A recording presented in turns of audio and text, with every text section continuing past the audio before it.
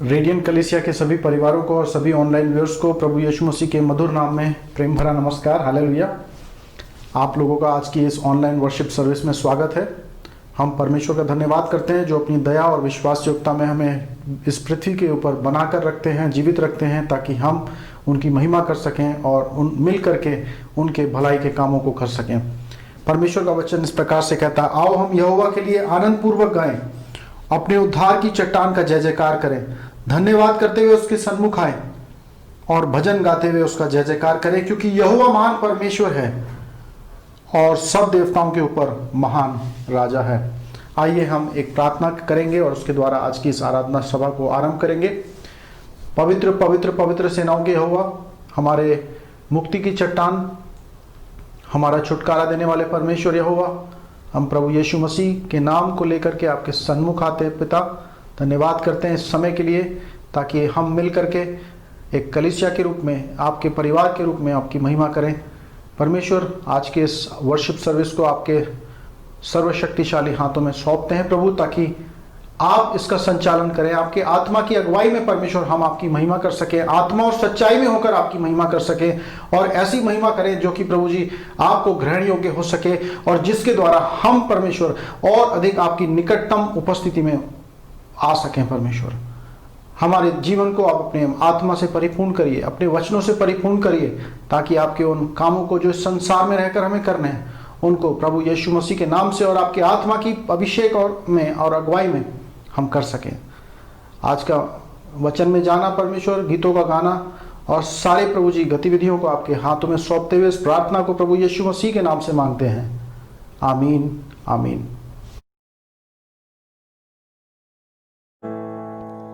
भजन संग्रह 35, भजन संग्रह 98 को 1 ले भन्दछ, परम प्रभु प्रति नयाँ गीत गाऊ, किनभने उहाँले नयाँ र छक्क पार्ने कुराहरू गर्नुभयो। अनि 4 यसरी भन्दछ, यशाया 35 को 4 मानिसहरू भयभित्र र अन्यमा पारेका छन्, ती मानिसहरूलाई भन, बलियो हो, न डराऊ।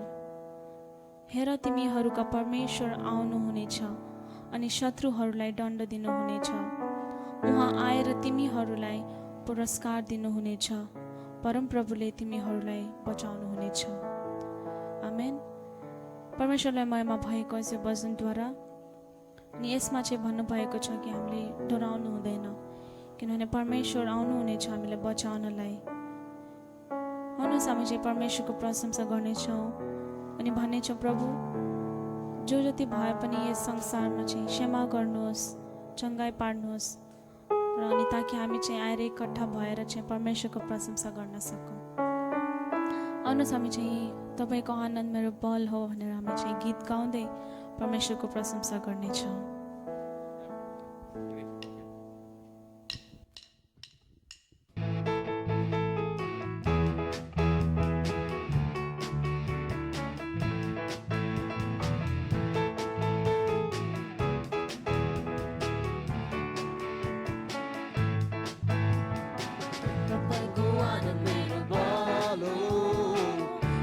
Go on and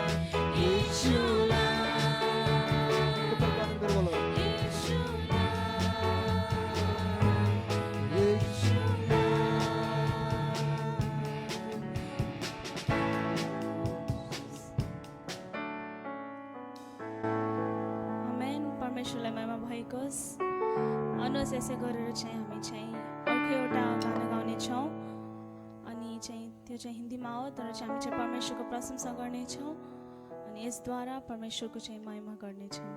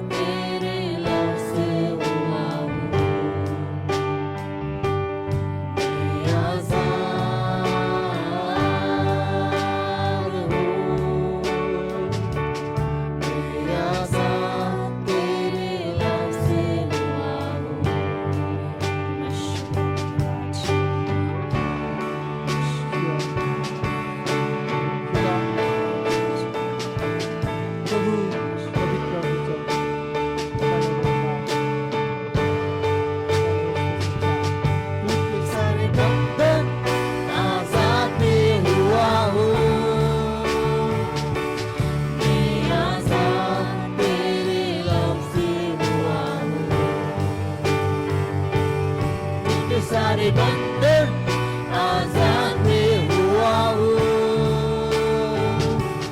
मैं आजाद तेरे लव से हुआ हूँ।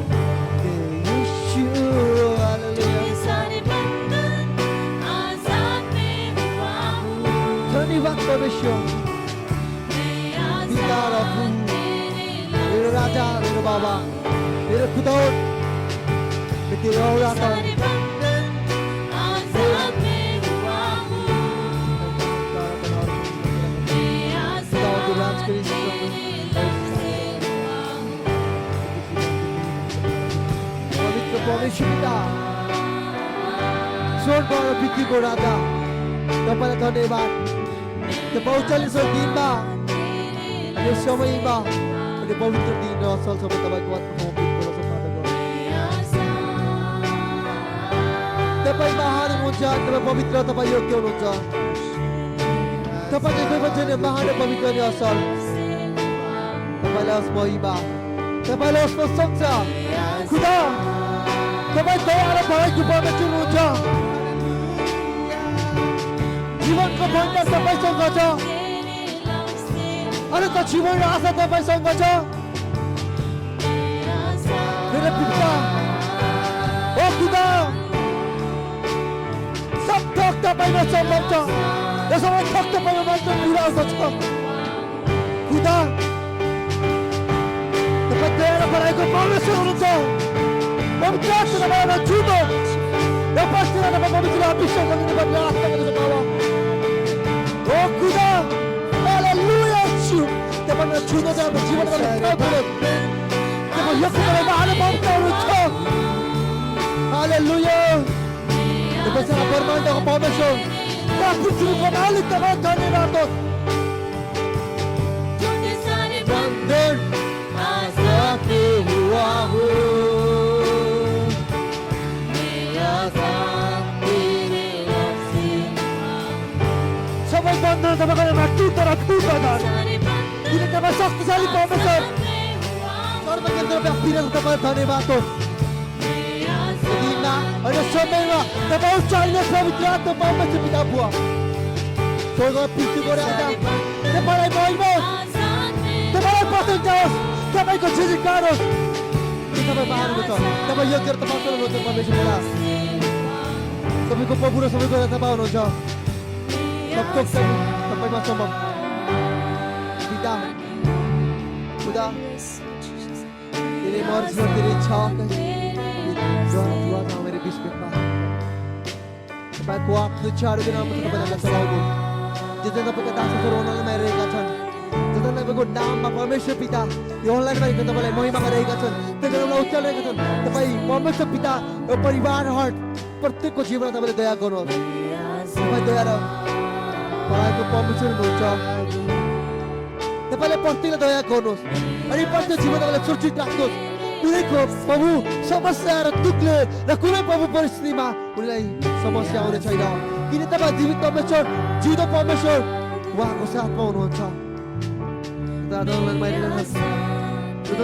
महिना पश्चिममा आज बेला भइरहेका छन् पवित्र आत्मा तपाईँले टच गर्नुहोस् तपाईँले छुनुहोस् र प्रत्येक जीवनमा तपाईँले काम गरोस् निम्ति तपाईँमा बिन्ती गर्दछ येशू तपाईँ महान र पवित्र तपाईँ हुनुहुन्छ जीवनदाता र मुक्तदाता परमेश्वर तपाईँ हुनुहुन्छ तपाईँलाई धन्यवाद हो तपाईँलाई धन्यवाद होस् प्रभु यो दिनमा आज समयमा thank you father God thank you Lord hallelujah hallelujah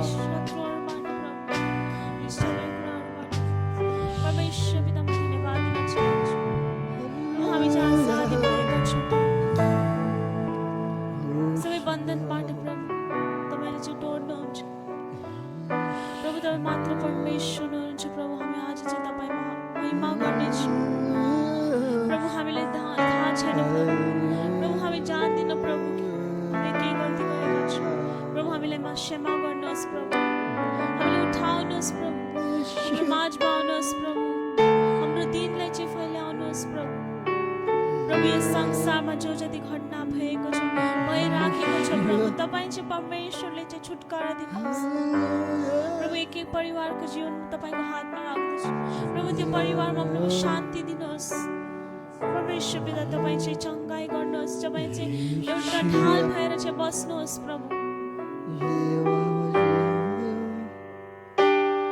प्रभु एक एक गीतद्वारा एक एक भजनद्वारा तपाईँ परमेश्वरको प्रशंसा गर्न सक्छ प्रभु तपाईँ परमेश्वरको त्यो आलो रगतलाई छुनुहोस् एक एकलाई सबै रोगी बिमारीबाट चाहिँ चङ्गाई गर्नुहोस् प्रभु सबै दुष्टबाट चाहिँ छुडाउनुहोस् प्रभु सबै असम्भव कुराबाट प्रभु तपाईँले चाहिँ सम्भव गराउनुहोस् प्रभु प्रभु हाम्रो जीवनमा तपाईँको हातमा राख्दछु हाम्रो परिवारलाई म तपाईँको हातमा राख्दछु प्रभु यस समयमा यस मौकामा प्रभु तपाईँ परमेश्वरले आशीषित गर्नुहोस् हाम्रो घरलाई चाहिँ पवित्र आत्माले भर्नुहोस् हाम्रो घरलाई चाहिँ शान्तिले भर्नुहोस् प्रभु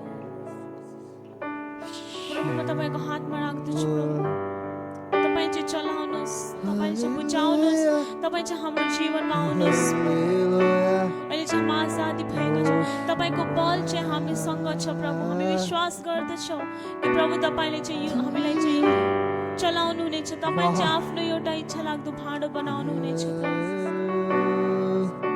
प्रभु हामी आज चाहिँ मण्डलीमा नआउन सक्यौँ पनि प्रभु तपाईँको प्रशंसा गर्नको लागि हाम्रो घरमा उपस्थिति हुनुहोस् तपाईँ चाहिँ हाम्रो माझमा आउनुहोस् तपाईँ चाहिँ हाम्रो बिचमा बोल्नुहोस् प्रभु प्रभु तपाईँले हाम्रो निम्ति प्रभु मर्नु भएको थियो प्रभु तपाईँले हाम्रो निम्ति कुटा पिटाइ पाउनु भएको थियो प्रभु प्रभु तपाईँ हाम्रो निम्ति प्रभु आलु रगतले बगाउनु भएको थियो प्रभु तपाईँले हाम्रो निम्ति प्रभु चाहिँ मुक्ति गर्नु भएको त्यति मात्र होइन प्रभु, Yes, अझै प्रभु। तपाईँ हाम्रो निम्ति जी आमेन, उठेर आमेन। स्वर्गमा चढी जानु हालेलुया। भएको थियो प्रभु। धन्यवाद दिन आमेन। चाहन्छु, तपाईँको Thank you, प्रेम Lord. चाहिँ Thank अति you. उच्चमा Thank you, अति चाहिँ धन्यवाद गहिरो प्रभु। छ प्रभु। धन्यवाद प्रभु। हामीले चाहिँ त्यो याद दिलाउनुहोस् प्रभु, हामीले चाहिँ त्यो सम्हाल्नुहोस् आमेन, प्रभु। हालेलुया। धन्यवाद दिन चाहन्छु हालेलुया, हालेलुया। यस समयमा प्रभु यो प्रशंसा स्तुति तपाईँको हातमा राख्दछु। बाँकी रहेका भागहरूमा तपाईँको हातमा राख्दछु प्रभु। Thank you, Jesus. हामीले जानी अनजानी गरेका गल्तीहरूलाई माफ गर्नुहोस्, हामीले चलाउनुहोस्, पवित्र आत्माले भर्नुहोस्, मुक्ति दिनुहोस् प्रभु। धन्यवाद दिन चाहन्छु प्रभु। एक एकलाई म तपाईँको हातमा राख्दै माग्दछु बिन्ती अनि प्रार्थना प्रभु येशू ख्रिस्टको नाममा। आमेन। आमेन।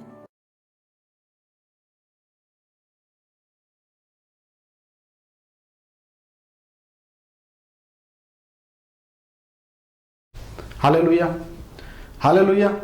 परमेश्वर की स्तुति हो कि वो हमसे निरंतर अपने लोगों को निरंतर अपने प्रेम को हमारे जीवन में भेजते हैं, अपने प्रेम को हमारे हृदय में उंडेलते हैं, ताकि हम भीतर से जो है हम नए होते चले जाएं। आमीन।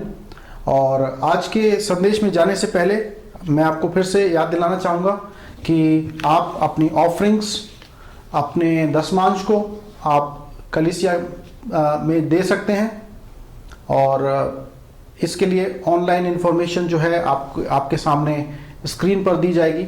आप उसका यूज़ करते हुए अपने ऑफरिंग्स को, अपने टाइट्स को परमेश्वर की कलीसिया की सेवकाई के लिए आप इसको आगे दे सकते हैं। धन्यवाद। सबैलाई जय मसीह। आजको मुख्य बुदा 3 न्यायकर्ता 3 को 31 मा यसरी लेखिएको छ कि यहुदीहरूपछि अनाथहरूको छोरा सगर समगर खडा भए। तिनीहरूले 600 पिलातिसहरूलाई गोरु धपाउने लौरोले मारे। तिनीले पनि इजरायलीको उद्धार गरे। धन्यवाद। आज के वचन को जो हम पाते हैं वो लिया गया है न्यायों की पुस्तक, उसका अध्याय 3। और आज हम तीसरे जो न्यायी था जिसका नाम शमगर था, उसके बारे में हम कुछ बातें सीखना चाहते हैं। हम जानते हैं कि इज़राइल का देश एक ऐसे चक्र में था, एक पाप के चक्र में था, जिसमें कि वो बार बार जो है परमेश्वर से छुटकारा पाता था, लेकिन बार बार पुनः परमेश्वर से दूर चला जाता था। और ऐसी परिस्थितियों में जबकि उनके जीवन में दुनिया की बातों ने, भौतिकवादिता ने और तमाम प्रकार के बुराइयों ने अपना घर बना लिया था, ऐसी परिस्थिति में कुछ ऐसे लोग थे जो परमेश्वर की ओर, जिनका हृदय सच्चाई के साथ जुड़ा हुआ था, परमेश्वर की ओर जो केंद्रित थे, और जो अपने जीवन को, जिन्होंने अन्य प्रकार के, जो एक तरीके से कह सकते हैं दुनिया की बातों का जो खमीर है, उससे अपने आप को उन्होंने दूषित नहीं किया था, उन्होंने अपने आप को कंटेमिनेट नहीं किया था उन्होंने। और उनमें से ही एक जो व्यक्ति है वो शमगर है। और शमगर के बारे में जब हम थोड़ा और ज्यादा गहराई में जाते हैं तो ऐसा मालूम पड़ता है कि शमगर एक यहूदी भी नहीं था, एक गैर यहूदी था। और इस तरीके से हम जान सकते हैं कि परमेश्वर यहोवा का जो खोजी होता है, चाहे वो किसी भी संप्रदाय या किसी भी कुल का हो, क्योंकि परमेश्वर ने सबको एक ही मूल से और अपने स्वरूप और समानता में और अपनी संगति में रहने के लिए और अपनी महिमा करने के लिए बनाया था। इस वजह से हमारा संप्रदाय या हमारी जाति या हमारा धर्म विशेष जो है, कोई भी ऐसी चीज नहीं जो जीवित परमेश्वर, जो सृष्टिकर्ता परमेश्वर है, उसकी संगति में आने से हमें रोक सके। और शमगर के जीवन को हम देखते हैं, जिसके लिए बताया गया कि एक अन्य जाति में से था, वो गैर यहूदी था, लेकिन वह भी जो है परमेश्वर की संगति में भूखा और प्यासा बना रहा, और उसने अपने आप को अन्य यहूदी लोगों के, समाज के लोगों के समान उसने अपने आप को दूषित नहीं किया, अपने आप को भौतिकवादी जीवन में और अन्य प्रकार की बुराइयों में उसने अपने आप को नहीं डाला। उसने सृष्टि की वस्तुओं की, सृष्टि की चीजों की पूजा करना नहीं शुरू किया, वो सृष्टिकर्ता की ओर केंद्रित बना रहा। और हम देखते हैं कि ऐसे स्थिति में शमगर के जीवन को परमेश्वर ने अपनी सेवकाई के लिए जो है उसके दिल में अपनी हृदय को प्रकट किया।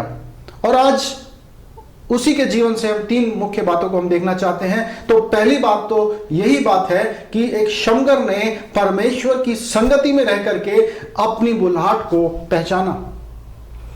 और दूसरी बात यह है कि शमगर एक ऐसा व्यक्ति था जो अपने पास जो भी कुछ था वो परमेश्वर के हाथों में दे देता है। जो भी कुछ था उसके पास उसने परमेश्वर के हाथ में दे दिया और उससे उसका जीवन एक हमेशा के लिए एक बदलाव का जीवन बन गया। और तीसरी बात हम देखते हैं कि यह जरूरी है कि इंसान जो परमेश्वर के लोगों के द्वारा, परमेश्वर के भक्तों के द्वारा जो व्यक्ति छुटकारे के जीवन में बुलाया गया हो, वो दोबारा से पाप के और अन्य प्रकार की बुराइयों के दासत्व के जुए में अपने आप को ना ले जाए। यानी कि परमेश्वर ने अपने न्यायियों को भेजा और उनको इजरायली देश को पराजय से निकालकर विजय के स्थान पर और बंधुआई से निकालकर स्वतंत्रता के स्थान में ले आए थे। लेकिन उन्होंने क्या किया, वो अपनी स्वतंत्रता को मेंटेन नहीं कर पाए। वो अपनी स्वतंत्रता के जीवन में, विजय के जीवन में, छुटकारे के जीवन में बने ना रह सके। ये 3 मुख्य बातों को आज हम देखना चाहते हैं। तो पहली बात का ध्यान करना चाहेंगे हम कि शमगर एक ऐसा व्यक्ति था जो परमेश्वर की संगति में बने रहने वाला व्यक्ति था, जिसने उसके द्वारा अपने जीवन के लक्ष्य को और अपने जीवन के उद्देश्य को पहचाना। और आप कह सकते हैं कि ये कैसे हम बोल सकते हैं, क्योंकि बाइबल में तो ऐसा लिखा नहीं गया है। बाइबल में तो जो है हम 31 पद में देखते हैं तो वहां लिखा हुआ है कि उसके पश्चात अनाक का पुत्र शमगर हुआ, जिसने बैल के पहले से 600 पलिश्तियों को मार डाला और उनसे भी इजराइल का छुटकारा कराया। तो ये कहां से हम कह सकते हैं कि वो परमेश्वर की संगति में रहने वाला व्यक्ति था? इसका एक सीधा सीधा हम समझ सकते हैं कि आप जब परमेश्वर की संगति में रहने वाले एक व्यक्ति हो, तब जो है आप जो है परमेश्वर के दृष्टिकोण को प्राप्त करोगे। और निश्चित रीति से वो तो एक किसान था, निश्चित रीति से वो एक ऐसा व्यक्ति नहीं था जो कि युद्ध के लिए तैयार किया गया हो। वो एक सैनिक नहीं था, वो एक किसान व्यक्ति था, वो चरवाहा था। और लेकिन जब वो परमेश्वर की इस उपस्थिति में गया और परमेश्वर के संग और साथ गया, तो उसके दिल में वो बातों को पहचान सका जो परमेश्वर के दिल में थी। और परमेश्वर के दिल में तो एक ये अरमान था कि परमेश्वर अपने लिए एक ऐसी प्रजा को खड़ा करे जो पवित्र की गई हो, जो शुद्ध की गई हो और जो हर प्रकार के विजय के अनुभव में अपना जीवन बिताती हो। और जब परमेश्वर के इस दर्शन को जो है इजराइल के पाप के कारण जो है इजराइल ने भुला दिया और दुनिया की बातों में और अन्य जातियों के समान उन्होंने अपने विश्वास के दर्शन को खो दिया, परमेश्वर के दर्शन को भुला दिया, तब उस स्थिति में परमेश्वर का हृदय जो है टूटा। और हर समय जब आप और मैं पाप करते हैं और बुराइयों में जाते हैं तो परमेश्वर का हृदय टूटता है। और परमेश्वर का हृदय इसलिए नहीं टूटता कि उसने कुछ खोया है, लेकिन परमेश्वर का हृदय इसलिए टूटता है कि जब और आप और मैं पाप करते हैं तो हम कुछ खोते हैं और हम उस आशीष को खोते हैं जो परमेश्वर ने आपके और मेरे लिए रखी है, भाइयों और बहनों। और ऐसी परिस्थिति में शमगर परमेश्वर की संगति में रहने वाला व्यक्ति है और जो परमेश्वर की हृदय के टूटेपन को देख सकता है। और जिन चीजों से परमेश्वर का हृदय टूटता है, अब शमगर जो परमेश्वर की संगति में रहने वाला व्यक्ति है उसका भी हृदय टूटने लगता है। और वो ये सोचता है कि किस स्थिति में और कैसे मैं अपने जीवन को परमेश्वर के कार्यों के लिए समर्पित कर सकूं। और वो चारों तरफ देखता है कि इस प्रकार से एक गिरावट है, एक बंधुआई है, एक विनाश है, एक रुसवाई है, एक पराजय है, एक शर्मनाक जीवन है। और वो कहता है कि परमेश्वर के इन कार्यों के लिए मैं अपने आप को सौंपूंगा। वो कहता है परमेश्वर मैं यहां हूं, परमेश्वर मुझे भेज, परमेश्वर मैं जाऊंगा, परमेश्वर मैं तेरे कार्यों के लिए जाऊंगा, मुझे भेज। मैं नहीं जानता परमेश्वर कि मैं कैसे तेरी सेवकाई को कर सकता हूं, लेकिन मुझे भेज, मैं तैयार हूं परमेश्वर। और जब उसने आत्मिक जो गिरावट को देखा तो उसका दिल जो है टूटने लगा, क्योंकि परमेश्वर उस आत्मिक गिरावट के कारण उसका हृदय टूट रहा था। और आज की तारीख में आपका हृदय किस प्रकार से टूट रहा है? क्या आप परमेश्वर की उस गहरी संगति में हैं? क्या आप परमेश्वर के उस टूटेपन का अनुभव कर रहे हैं जो परमेश्वर इस मानव समाज को देख करके अनुभव करते हैं? कि परमेश्वर देखते हैं कि किस प्रकार से मानव समाज पाप और विनाश की ओर, आगे की ओर बढ़ रहे हैं और उनको कोई छुटकारा देने वाला नहीं है। वो जानते नहीं है कि जिस रोड के ऊपर वो जा रहे हैं उस रोड के ऊपर आगे उसके ऊपर विनाश और अंधकार और हर प्रकार की जो है जीवन को नष्ट करने की जो है परिस्थितियां उनके सामने उनका इंतजार कर रही हैं। और ऐसी परिस्थिति में जब आप इस संसार को देखते हो तो आपको क्या लगता है? क्या आप ये सोचते हो कि चलो मैंने तो उद्धार पा लिया है, मैं तो स्वर्ग में जा रहा हूं, अब मुझे जो है कोई परवाह करने की जरूरत नहीं है? नहीं, अगर आप परमेश्वर की उपस्थिति में रहने वाले व्यक्ति हो तो आपका दिल टूटेगा उन बातों के लिए जिन बातों के लिए परमेश्वर का दिल टूटता है, और आप अपने आप को अलग नहीं कर सकते उन चीजों से जिन चीजों के लिए परमेश्वर कंसर्न रखते हैं, जिन चीजों के लिए परमेश्वर परवाह करते हैं। और ऐसे ही जो परमेश्वर के एक दास थे, जो सैल्वेशन आर्मी नामक एक प्रभु की सेवकाई को उन्होंने आरंभ किया, उनका नाम था विलियम बूथ। उन्होंने यही प्रार्थना करने लगे कि परमेश्वर खास की उन बातों के लिए मेरा हृदय टूटने लगे जिन बातों के लिए तेरा हृदय टूटता है, और मैं यहां हूं प्रभु जी, मैं तेरे लिए समर्पित हूं। और ऐसी परिस्थिति में शमगर ने अपने जीवन के पर्पस को, अपने जीवन के उद्देश्य को पहचाना और वो कंफर्ट जोन से बाहर निकलने के लिए तैयार था।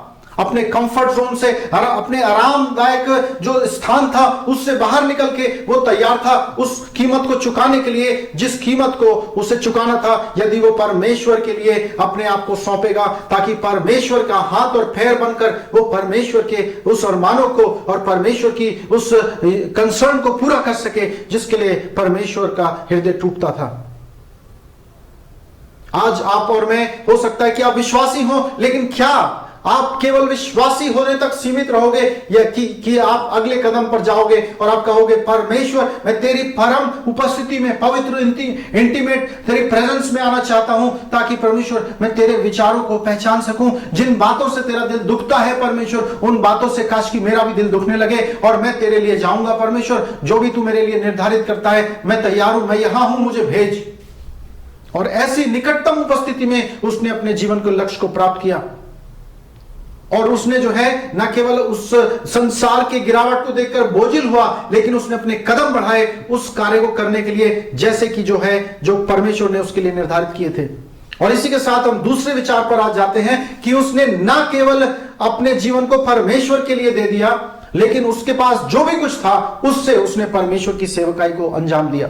कई बार हम सोचते हैं कि हमारे पास कुछ भी नहीं है, लेकिन अगर आप ये सोचते हो तो आपका जो फोकस है वही गलत है। आपका फोकस अपने ऊपर है, अपनी योग्यताओं के ऊपर है। परमेश्वर कहता है कि अपना फोकस अपने ऊपर से हटाकर मेरे ऊपर कर दो, क्योंकि जो कुछ तुम्हारे पास है जब वो मेरे हाथ में आ जाता है तो उससे अलौकिक परिणाम को मैं उत्पन्न करने की ताकत और हिम्मत रखता हूं। हालेलुया। और हम मूसा के जीवन में देखते हैं, मूसा तो एक भेड़ बकरी चलाने वाला एक साधारण व्यक्ति था, और उसने जो है अपनी सारी महत्वाकांक्षाओं को भुला दिया था, और अब वो एक बहुत मामूली जीवन जीना चाहता था। वो एक चरवाहे के समान, एक गडरिये के समान अपना जीवन बिताना चाहता था। लेकिन उस परिस्थिति में परमेश्वर की बुलाहट उसके जीवन में आई, जब वो अपने सारे कॉन्फिडेंस को भुला चुका था और अपने सारे उसका कॉन्फिडेंस, सेल्फ कॉन्फिडेंस खत्म हो चुका था। ऐसी परिस्थिति में परमेश्वर ने उसको चुना और परमेश्वर ने कहा, तेरे हाथ में क्या है? तेरे हाथ में क्या है? आज आपके हाथ में हो सकता है कुछ ऐसा हो जिसको कि आप बहुत ही कम समझते हो, लेकिन जो भी कुछ आपके हाथ में है, जब वो परमेश्वर के हाथों में आ जाता है, जब वो परमेश्वर के हाथों में आप सौंप देते हैं, तो उससे सुपरनैचुरल रिजल्ट्स परमेश्वर पैदा करने की, प्रोड्यूस करने की ताकत और क्षमता रखते हैं। हालेलुया। ये क्षमता आपकी नहीं है, ये क्षमता उस परमेश्वर की है जो आपको और आपके गिफ्टिंग्स को लेकर उससे जो है एक अलौकिक परिणामों को, एक मनुष्य की कैलकुलेशन से, मनुष्य की गणित से बढ़कर परिणामों को उत्पन्न करने की हिम्मत और योग्यता रखता है। हालेलुया। और इसमें जो है कई बार हम निराश हो जाते हैं। कई बार क्या कहते हैं, हम अपनी कल्पना, अपनी तुलना दूसरों से करने लग जाते हैं कि नहीं, उनके समान मेरा नहीं है, काश कि उनके समान मेरे पास होता। तो या तो आप जो है अपने आप को निम्न समझने लगते हैं, या अगर आप दूसरों से तुलना करते हैं तो अपने आप को उनसे सुपीरियर समझने लगते हैं। लेकिन दोनों ही जो परिस्थितियां हैं, चाहे वो अपने आप को किसी से नीचा समझें, चाहे अपने आप को किसी से तुलना में ऊंचा समझें, दोनों ही परिस्थितियां जो हैं ये एक आपके स्वभाव में, आपके मानवीय और पाप पूर्ण मानवीय जो है एटीट्यूड का, मानवीय विचारों का जो है विचारधारा का एक दर्पण है, क्योंकि इसमें आपका फोकस आपके संसाधनों के ऊपर दिखाई देता है। और ये जो है ये संसारिक विचार है, ये एक संसारिक विचारधारा है जिसमें कि परमेश्वर के आत्मिक कार्यों की सेवकाई को आप नहीं कर सकते हैं। इसलिए अपना फोकस आप दूसरों से ऊपर हटा करके और यह सोच करके कि मैं उनसे अच्छा हूं या उनसे बुरा हूं, मेरे पास उनसे अच्छा है या उनके पास मुझसे अच्छा है, मेरे तोड़े उनसे ज्यादा हैं या उनके तोड़े मुझसे ज्यादा हैं, परमेश्वर ने उनको ज्यादा ब्लेस किया है, मुझको कम ब्लेस किया है, मुझे ज्यादा ब्लेस किया, उनको कम ब्लेस किया है, इस गणित को छोड़ करके आप अपने हाथों को परमेश्वर की ओर उठा दीजिए। जो भी कुछ आपके पास है वो परमेश्वर के चरणों में ले आइए, क्योंकि परमेश्वर वही कुछ, जो भी कुछ आपके हाथों में है उसको लेकर परमेश्वर अपनी सामर्थ्य को प्रकट कर सकते हैं। और हम शमगर के जीवन से देखते हैं, उसके हाथ में एक लाठी थी, जिस लाठी से जो है वो बैलों को जो है वो किया करता था, काम में लाया करता था। उसमें एक आगे एक पैना जो था कील की समान निकला रहता था, जो कील से उनको कभी कभी लगाना पड़ता था ताकि बैल आगे की ओर बढ़े। और वही चीज हम देखते हैं कि हम जो भी उसके हाथ में था उसने परमेश्वर को सौंप दिया, परमेश्वर के कार्यों के लिए अपने आप को सौंप दिया, और परमेश्वर ने उससे जो है फलिस्तीनियों लोगों को हराने के लिए परमेश्वर ने उस यंत्र का, उस छोटी सी साधारण लाठी का उपयोग किया, जिससे कि जो है केवल जानवरों को चलाया जा सकता था। तो कभी भी आप निराश ना हो, आप इंतजार मत करो उस अच्छे समय का, जब एक ऐसा समय आएगा जब आप पूरी तरीके से तैयार होंगे, क्योंकि योग्यता आपकी नहीं, योग्यता उस परमेश्वर की है जो आपको अपने हाथों में लेकर अपनी महिमा के कामों को करा सकने की ताकत और हिम्मत रखता है। और ना केवल ताकत और हिम्मत रखता है, लेकिन वो आपको बुलाता है कि जो भी कुछ तेरे पास है वो लेकर के आ जा, और मैं तेरे जीवन को एक आशीष का जीवन बनाऊंगा। ना केवल तू विजय के जीवन में जाएगा, लेकिन तेरे द्वारा मैं दूसरों के जीवन में विजय की स्थापना करूंगा। दूसरों के जीवन में मैं बंधुआई के जीवन से निकालकर उनको मैं स्वतंत्रता के, आत्मिक स्वतंत्रता के जीवन में लेकर के आऊंगा। आज आपके हाथ में क्या है? परमेश्वर को मांगते हैं, परमेश्वर कहते हैं जो कुछ तेरे पास है वो मेरे पास ले आ। और तीसरी बात हम कहते हैं, परमेश्वर ने निरंतर अपने सेवकों को, न्यायियों को भेजा ताकि वो उनको, इजरायलियों को पराजय के जीवन से निकालकर उन्हें स्वतंत्रता के जीवन में ले आए।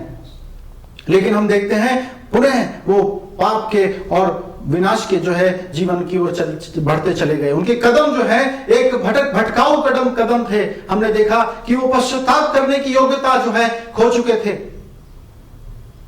तो हो सकता है कि परमेश्वर के वचन आपके पास बार बार आ रहे हैं, परमेश्वर का संदेश आपके जीवन में बार बार आ रहा है, आप परमेश्वर की साथ अपने जीवन को सही करते हो, लेकिन कुछ समय आप परमेश्वर के साथ चलते हो, लेकिन बाद में दोबारा से आपका जीवन उन बुराइयों की तरफ, उन बुरी आदतों की तरफ, उन ख्यालों की तरफ जो संसारिक हैं, उनकी तरफ आपका दिल अपने आप भटक जाता है। मेरे भाइयों बहनों, स्वतंत्रता में आना, परमेश्वर ने जो भी कुछ स्वतंत्रता में लाने के लिए जरूरी था हम हमारे लिए पूरा किया है। यीशु मसीह के लहू के द्वारा हमें मोल लिया गया है और हमें स्वतंत्रता दी गई है, हमें पाप के अधिकार से छुटकारा दिया गया है और हम स्वतंत्रता के लिए बुलाए गए हैं। यीशु मसीह में हमें स्थापित किया गया है ताकि हम स्वतंत्र होकर जिएं। लेकिन अगर आप स्वतंत्रता में जिएंगे या नहीं जिएंगे, ये आपका व्यक्तिगत निर्णय होगा और उसके लिए आपका एक योगदान होगा। सब कुछ ऑटोमेटिक नहीं होगा। परमेश्वर ने थाली, खाने की थाली आपके सामने परस दी है, लेकिन आप सोचोगे कि निवाला बनकर आपके मुंह में, हवा में आ जाए, तो मेरे भाइयों बहनों वो नहीं होगा। अब जो है परमेश्वर ने जो हमारे विजय के लिए जो भी कुछ था वो पूरा कर दिया है। आत्मिक शक्तियों के ऊपर विजय के लिए जो कुछ जरूरी था वो कर दिया है। पाप के स्वभाव के ऊपर विजय प्राप्त करने के लिए जो भी जरूरी था वो सब कुछ क्रूस के ऊपर, खलवरी क्रूस पर अपने प्राणों का बलिदान, सिद्ध बलिदान देने के द्वारा पूरा कर दिया है। लेकिन सवाल उठता है कि आप अब इस स्वतंत्रता के जीवन में जिएंगे या पुनः उस संसारिक बातों की ओर, उन भौतिकवादिता की ओर, शरीर की अभिलाषाओं को पूरा करने के लिए क्या आप दोबारा से पुनः पीछे लौट जाएंगे? क्या उस परमेश्वर को अपने जीवन का आप केंद्र बनाकर निरंतर जीना चाहेंगे, या कुछ समय के बाद फिर से आप सृष्टिकर्ता के बनिस्बत आप सृष्टि की गई वस्तुओं की ओर भागने लगेंगे? गलतियों का अध्याय उसका 5 में लिख दिया गया है।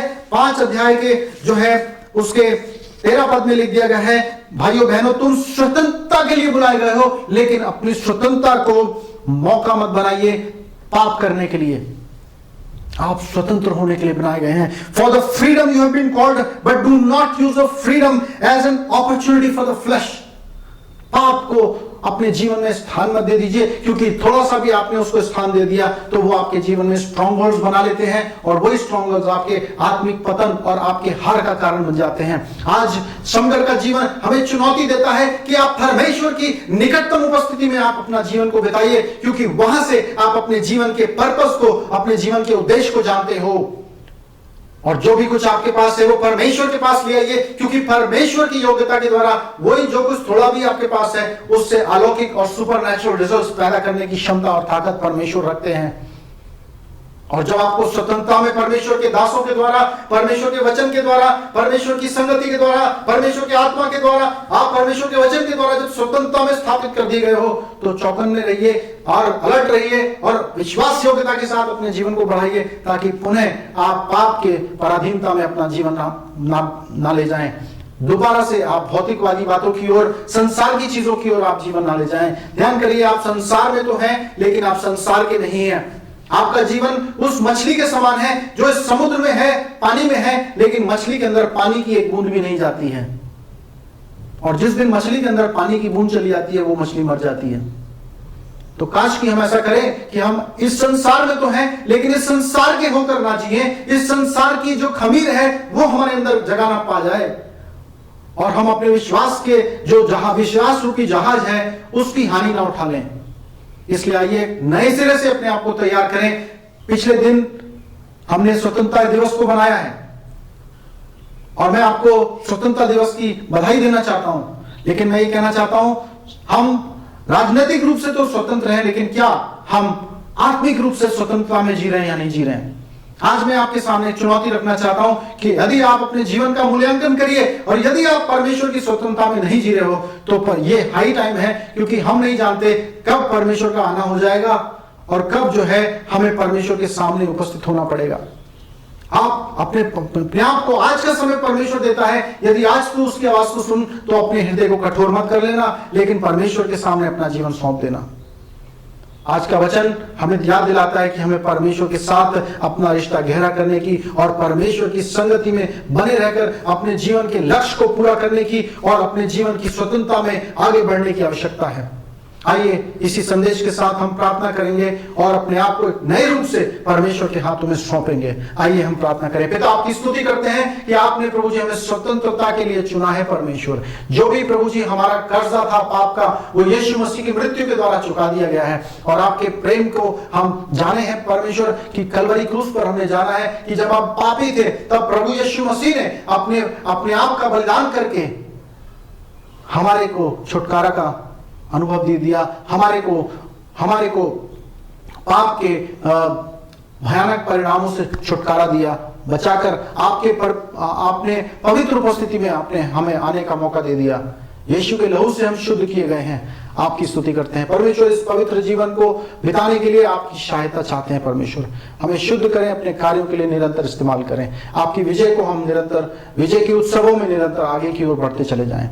सारा आदर महिमा देते हैं परमेश्वर। इस समय अपनी कलीसिया के परिवारों के लिए प्रार्थना करते हैं, अपने इस पूरे देश के लिए प्रार्थना करते हैं। इस देश की, भारत के ऊपर आपकी आशीष को चाहते हैं परमेश्वर, और चाहते हैं कि ना केवल भारत लेकिन सभी देशों में शांति हो, सभी देशों में अमन हो, और हर प्रकार की बीमारियों का और खासकर कोरोना की बीमारी का जो अधिकार है इस पृथ्वी के ऊपर से वो तोड़ा जाए, और सभी लोग स्वतंत्र हो, सभी स्वस्थ रहें, और सभी प्रभु जी आपकी आत्मिक स्वतंत्रता का अनुभव कर सकें। इस प्रार्थना को धन्यवाद के साथ अपने उद्धारकर्ता प्रभु यीशु ख्रीस्त के पवित्र और मीठे नाम से मांगते हैं, आमीन आमीन। और अब हमारे पिता परमेश्वर का प्रेम और प्रभु यीशु मसीह का अनुग्रह और पवित्र आत्मा की न टूटने वाली और सामर्थ्य उपस्थिति हम में से हर एक के साथ अब से लेकर सदा काल के लिए बनी रहे, आमीन आमीन। जय मसीह की। प्रभु यीशु मसीह की स्तुति हो, महिमा हो। आप परमेश्वर की संगति में आइए और परमेश्वर की विजय के जीवन में आगे की ओर बढ़ते जाइए, आमीन। प्रभु आप सबको आशीष दे। शालोम।